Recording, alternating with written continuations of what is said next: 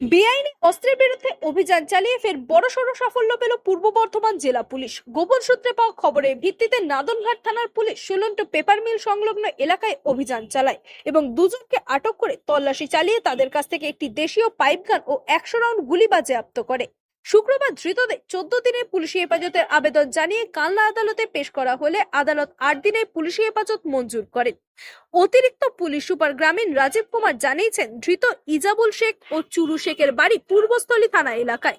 বন্দুক ও এত পরিমাণ গুলি তারা কি কারণে বহন করছিলেন তা খতিয়ে দেখার পাশাপাশি কোথা থেকে এত পরিমাণ গুলি এবং বন্দুক আনা হলো তা খতিয়ে দেখা হচ্ছে। প্রসঙ্গত উল্লেখ্য, গত সোমবারই একটি 7mm পিস্তল ও 5 রাউন্ড গুলি সহ এক বিজেপি নেতাকে অস্ত্র ডেলিভারি দিতে যাওয়ার সময় গ্রেপ্তার করে মেমারি থানার পুলিশ। আমরা একটি ইনফরমেশন পেয়েছিলাম और ऊपरे एसओजी टीम और आईसी नादनघाट अंडर एसडीपीओ कालना एक रेड করছিলেন। ওই রেডে একটু कंट्री मेड गन और 100 রাউন্ড 100 রাউন্ড 303 অ্যামিনিশন ওটা পাওয়া গেছে। আর এই রেডে দুই ব্যক্তিকে গ্রেফতার করা হয়েছে।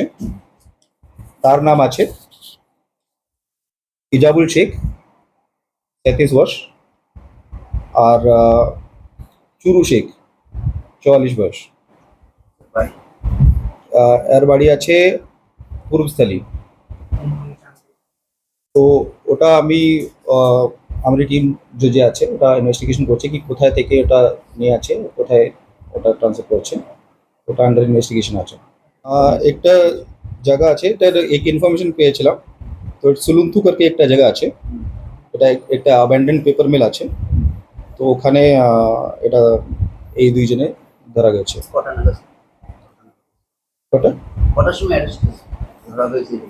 অ্যারেস্ট হয়েছিল 10:30 10:30 একটা 11টা 10:30 11টা।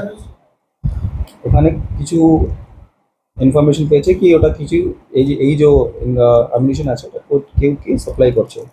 তো একটা ইনফরমেশন, একটা সোর্স ইনফরমেশন পেয়েছিলাম। হ্যাঁ, হ্যান্ড ওভার। তো ওটা ইনভেস্টিগেশন চলছে কি ওটা কোথায় থেকে নিয়ে কোথায়। Bureau report, Bardhaman time.